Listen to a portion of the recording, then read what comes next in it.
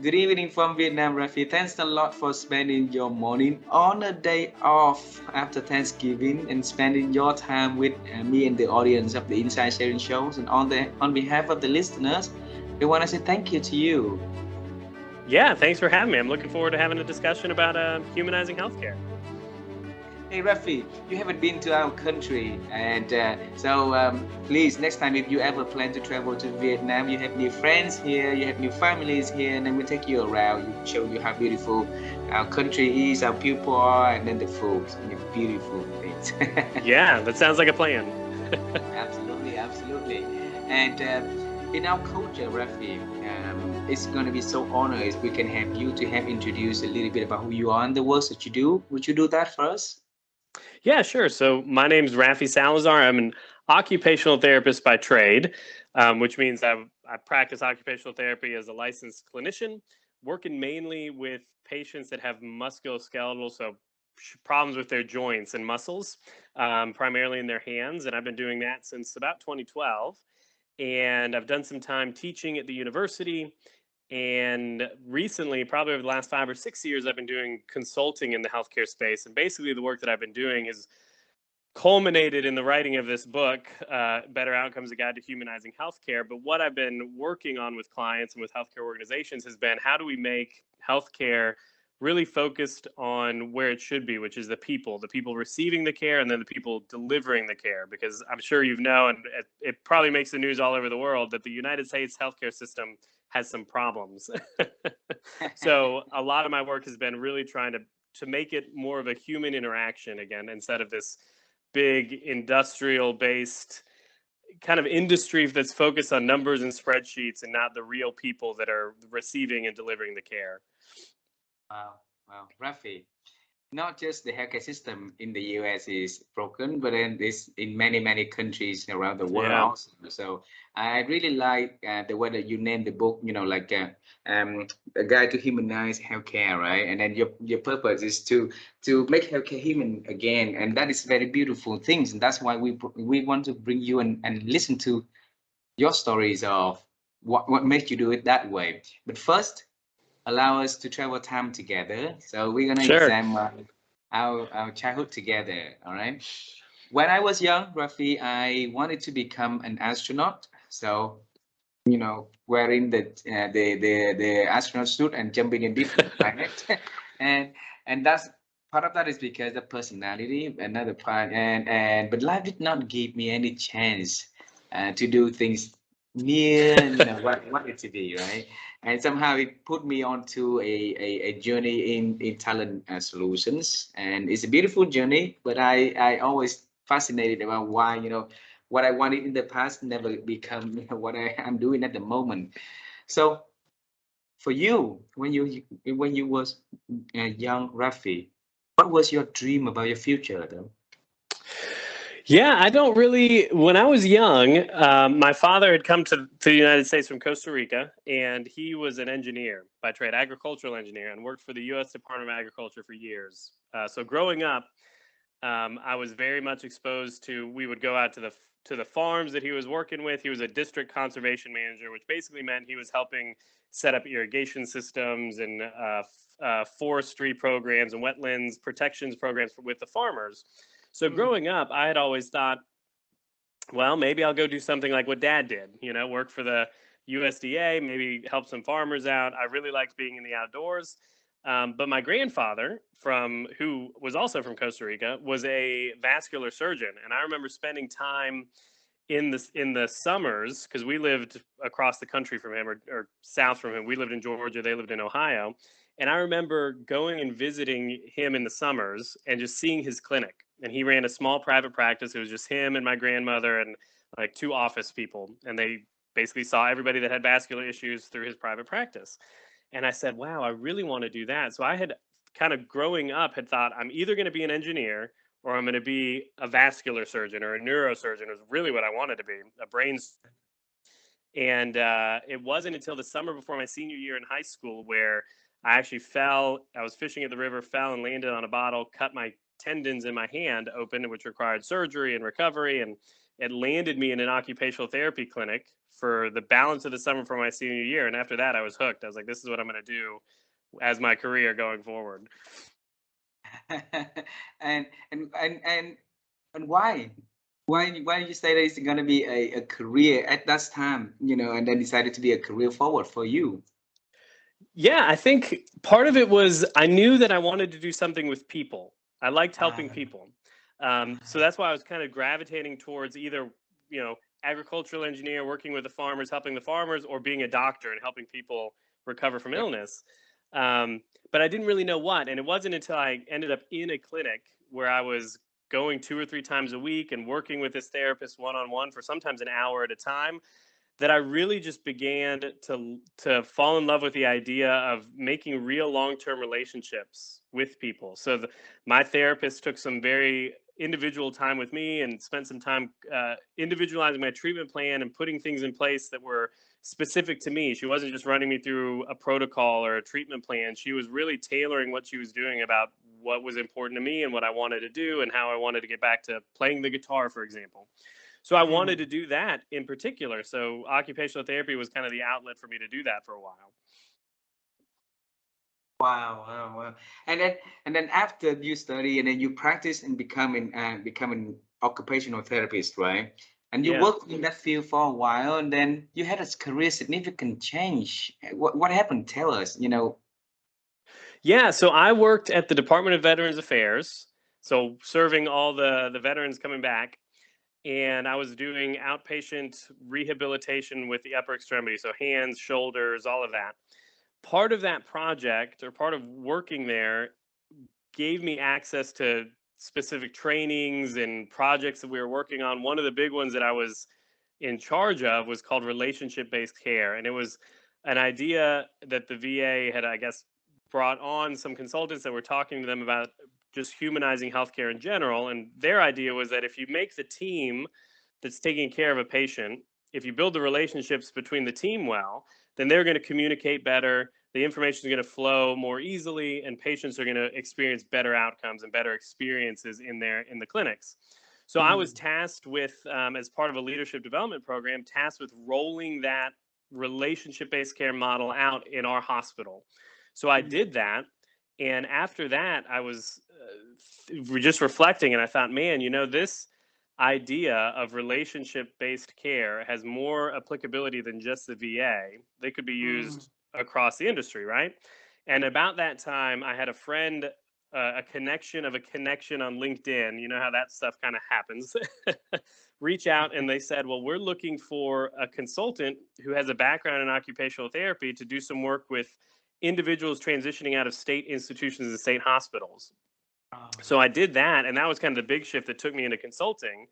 So at about the time that I was leaving to do this big project with individuals with disabilities, I was also building up on the side a bank of clientele, really with the idea of, we called it patient engagement, but just building in human processes in healthcare with the clients, with the end goal of improving clinical outcomes, and then obviously business metrics. Like if the patients are getting better outcomes and they're happier with the services they're receiving, they're going to refer more friends and family to you. You're going to get more business, and the businesses will grow and flourish as well. So that's kind of what took me into the consulting space. Hey, Rafi, in my space, a consultant will take, at least 20 to 25 years to build reputation, the knowledge and everything before he can go out and become independent consultants, right? And then you were very young in your career, but you have the Yeah. courageous to stand up and accept the challenge and be a standalone consultant and helping organization to build like a better service for them and grow their businesses. Tell us, what did you talk to yourself at the moment when your friend on LinkedIn connect with you and ask you to become a consultant? Yeah, I had thought, because my dad had worked for the government for a very, very long time, I had thought that would be my career. I had landed a really, really awesome job at the Department of Uh, Veterans Affairs. I was treating patients who had really had given so much to our country, and I was in a position to give back. And so I had thought that I was going to be there for that was going to be my career, 30 years working at the VA, and then I would retire. And I had a friend who started his own business, and I was talking to him about this idea. I said, "Man, this guy reached out to me about consulting. I really don't know, though." And he said, "Well, think about what you're doing with one patient in the clinic at a time every day." And I was like, "Yeah, I mean, it's meaningful work." And he said, "Yeah, but think about if you could change the way the care is being delivered to the hundreds of patients that are coming to that clinic every day. And you, as a consultant, you're in a position to do that." So it really had me change the way that I was thinking about the impact that you could have as a clinician. So I still treat. I own an outpatient physical and occupational therapy clinic now, and I do treat a couple days a week still because I like that human relationship and treating patients one on one. But working as a professor and a consultant in all these different capacities has given me really the ability to impact systems of care. Instead of just one patient's life, I'm able to impact a system that might change 1,000 patients' lives for the better. And that is really what gave me kind of it wasn't so much courage, it was like it was kind of being driven by just looking at the possibilities of changing what I was doing a little bit and still relying on the history and my core beliefs and my principles, and just making that impact wider felt instead of just one on one. Wow. Wow. Absolutely, absolutely. If you can make one thing, good for one person, why not making, a little change that can impact a lot more people, right? And I'm sure what at the beginning there was some resistance from those owners of the clinics because they've been there for a long time. They've been there, done that. They've been having a lot more experiences. So quite a few of them would, resist the idea of having a rooster like to come and make the change or suggesting them to make the change, right?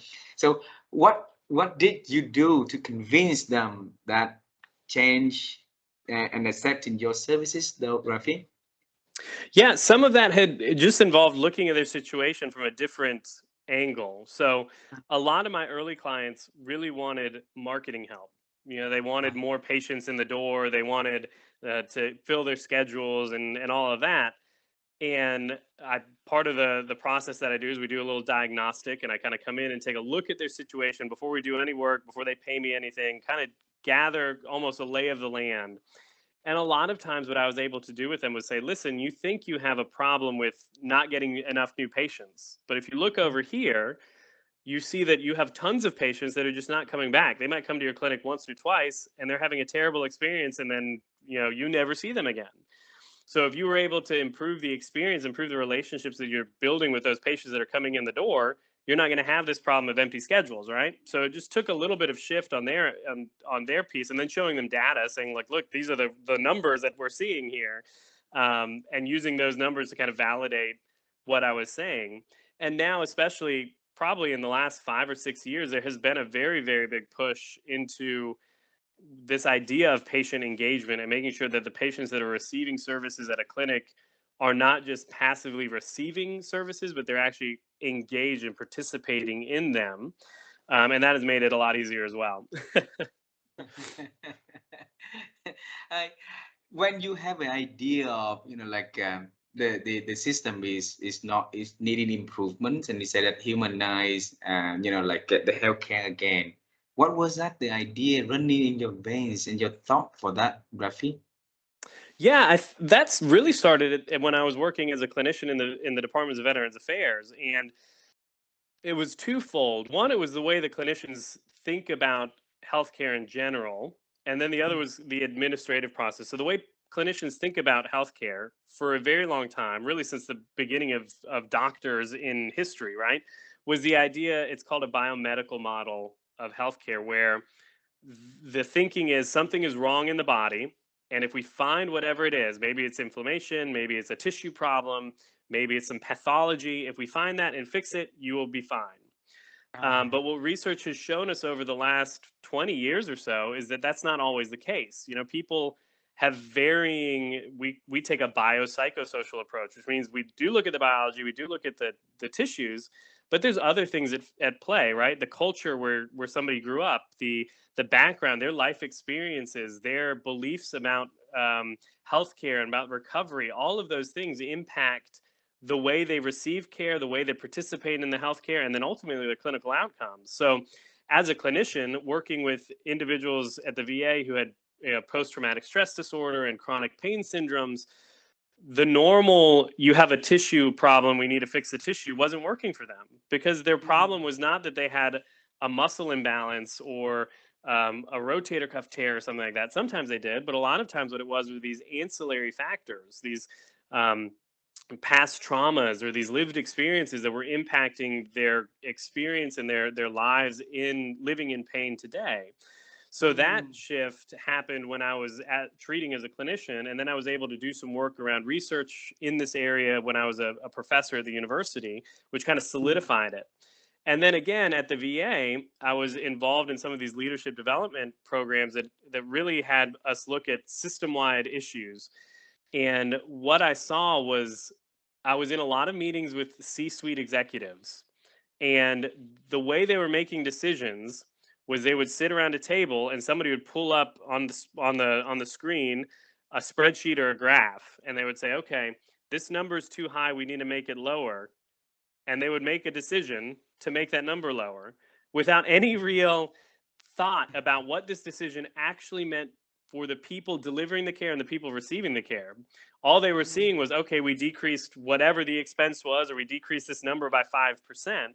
But they didn't realize that what they were doing was, stripping like the human element of healthcare out of the deal. And there were a lot of veterans that we saw after some of these decisions were made that were just very disheartened by the care they were receiving, simply because it was something simple, right? Like, you stopped making telephone calls to remind a patient about their appointment. And you might think that that's not a big deal, but for patients that have been receiving care this way for 30 years or something like that, that change goes away. And it's like, wow, this is not they don't care about me anymore, right?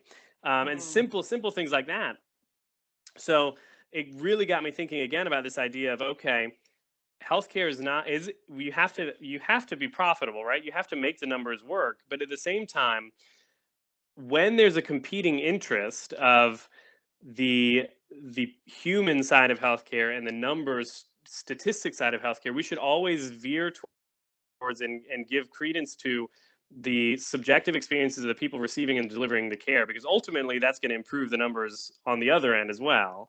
So that Mm. was kind of the thinking, and if the book is based off of 8 commitments that organizations and clinicians can commit to in order to improve and humanize healthcare, and it's all kind of bent around this idea of, yes, we want the numbers to work. We want everything, to balance out on the sheet, but at the same time, we want to put the person receiving the care at the center and build the system around them, instead of what we Mm. often do in big healthcare organizations, which is we have our process, we have our system, we have our CRM, whatever it is, and we're going to take the patient who needs care and we're going to put them into our mold instead of doing it the other way around. Wow, wow. Tell us about the journey of writing that book also, Rafi. Since when you had that idea in your mind, and why you wanted to write that book, though?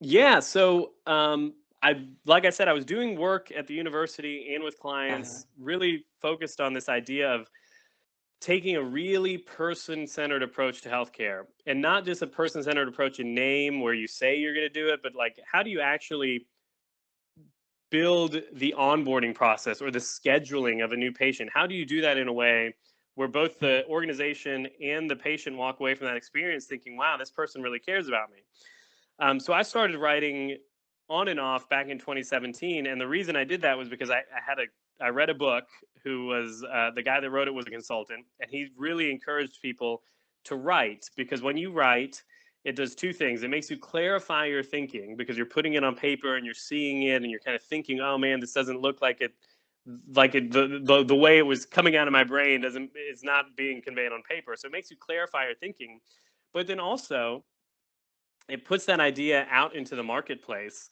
to be challenged and refined, and getting feedback from other people. So I had a blog on the website that we were writing these articles, and I was just putting them out and taking feedback. And okay, people this resonated with people, this didn't resonate with people. Oh, maybe I need to change my thinking about this. And I'd done this for years, and I had banked up a good amount of just ideas in healthcare, right? And ultimately, it was 8 big commitments. And I had somebody on my podcast, the Better Outcomes Show, who had written a book on healthcare. And I told him, man, I've got all these articles that I've written over the years, and I've always thought about doing a book, but I don't know, maybe one day.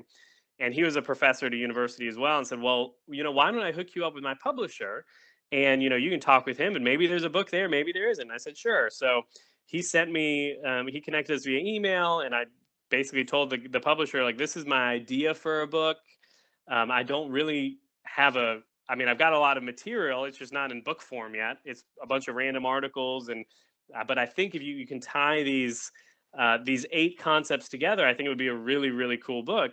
And he said, the publisher just sent me an email and said, sure, get me a book proposal by the end of the week. And I did. And he was like, all right, we're going to publish this book. And I was like, okay, now I've got to write this book. So then I took the next year or so to kind of take all these ideas and refine them and put them in a structure that made sense to me. And, we had a lot of literature that went in, research and all that went into kind of constructing the book. And now it was published in October of this year. So we're excited about that. But yeah, it all started because of a casual conversation on a podcast like this. Wow. Rafi, see, inside of you, you already have the desire to write in it. It just had another confirmation, validation from a friend, Yeah. another person that can, say, go ahead and do it. And sometimes in that moment, you see the law of attraction is so beautiful. That doctor was able to connect you to the publisher, right? And that it just give you a little hands to help you to get to your goal a little faster. So congratulations, Rafi, for writing the book and publish it. So it's already like 2 or 3 months hit the road, right? Yeah. Beautiful, beautiful.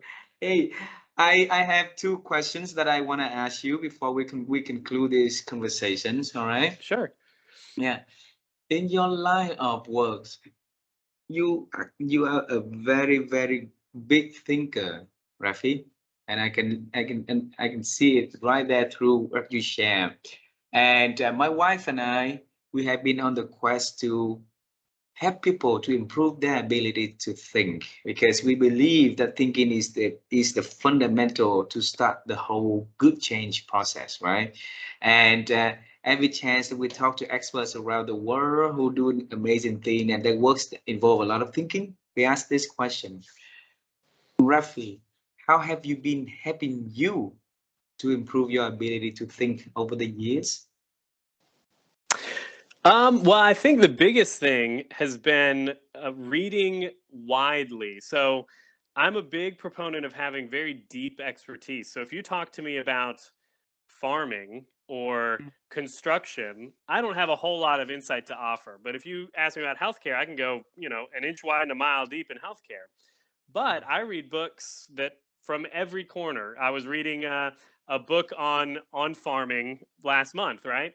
And I'm reading a book about what am I reading? Well, this one is a healthcare book about personal training this month. So I try to read a book a month, but I try to read it very, very widely from different areas and different industries. And the idea behind that is really that you take all of these disparate ideas, maybe, and um, maybe methods of thinking and methods of generating ideas and thoughts and generating things in other industries, and then you kind of look for patterns and see how that may or may not be something similar in your industry. So for example, something about the way um, some farmers market their produce to directly to consumers versus to grocery stores and wholesale. Like, some of those ideas are not, you can't take them and 100% translate them to healthcare, but some of the ideas, the big concepts, can be really applied to healthcare, especially in private practice healthcare. So you would never get those, or I would never get those thoughts if all I was doing was reading healthcare books as a healthcare person. So I'm a big fan of having kind of like this in the background, a whole lot of things. You're looking at going outdoors here or woodworking here, and whatever the ancillary things you're doing, the extracurriculars, and always kind of just having a very rich life in these extracurriculars, and then kind of using those as a springboard, all these activities you're doing on the side as a springboard into your own industry, and being able to bring those insights from other industries and under other areas into your area of focus or area of expertise. So that's one of the big things that has helped me. And then the other one is just reading. I try to read a book or two a month, and some of it's fiction, some of it's business, some of it's healthcare. But reading in and of itself just kind of gets you thinking all the time, right? And then scheduling time in your day to think. I try on Fridays. I don't treat in the clinic, and I do a little bit of work with clients, but the rest of the day is really my content creation day. So whether it's writing, whether it's just staring out the window and thinking about something that I've read or written in the last week, and that has really helped just kind of hone the muscle, if you would, of kind of thinking and generating ideas and all that kind of stuff. Beautiful, beautiful. Thanks a lot for sharing that. So put time for thinking, reading, and then reading in the wide varieties of topics that Exactly. help you to connect the informations, right? I think that a lot of people, when we ask for, about the way that they think, right? And the common part that we always see is the two things that you share in there. One is, like schedule time. All right. And if we look at the experts, they always schedule time in the week or in the day for them to really have the quiet in the environment that help them to foster the way to think, right? And the second one is to read, and it's different person. We have different like way of reading, topic of reading, but they read a lot. And thanks a lot for sharing that, Rafi. Yeah. I'll go to the last question is now we knew that you immigrate to the States, through the works from your father as an engineer, and then you move away from Costa Rica to the US, right? And then you grow up in there, you get into a career that you are doing now. You wrote a book about that, and you have a big vision of changing the healthcare systems, that put the patient at the center of the operation instead of put the patient as part of the operations, right. So we want to get into the future a little bit here, Rafi. Is there anything that you are working on that is exciting and you want to share with me and the audience, so together we can celebrate with you in advance? Yeah, I mean, I always say that my vision for the future is a world where happy and or competent and caring clinicians care for and serve engaged and happy patients. So part of what we're doing over the next, because the book did just launch in October, part of what we're doing over the next 6 months is we're hitting up we call it the digital speaking tour. I'm getting on podcasts, doing videos about this, doing a lot of just pushing the ideas out there into the world. And then we are working with a few big clients that are in healthcare, specifically delivering services in the physical and occupational therapy space, because that's where I'm at mostly. That's where most of my contacts are. And we're moving into working with hospital systems and educational institutions, primarily around this idea of what the 8 commitments, and then applying a biopsychosocial approach to healthcare in general. So I'm very, very excited about that. Obviously, I'm working at the clinic a couple days a week. Proactive Rehab and Wellness is a clinic that I own, and so that's basically it. I'm doing what I love to do, and we're trying to get the message out there. And yeah, thanks for having me on. Hey Rafi, then I wish you to have all the resources that you need, all the support that you need to make sure that whatever that you plan in the future will yield the best result for you and for the people who you interact and work with. All right. Yeah, thank you. Have a good one. And then, my friend, I look forward to seeing you in Vietnam one day. If you ever travel here again, remember to shout out to me, and then my family will be so happy to welcome you guys. Yeah, we'll put it on the list. And bye, my friend. Enjoy the weekend. Okay. Yeah, you too. Bye bye.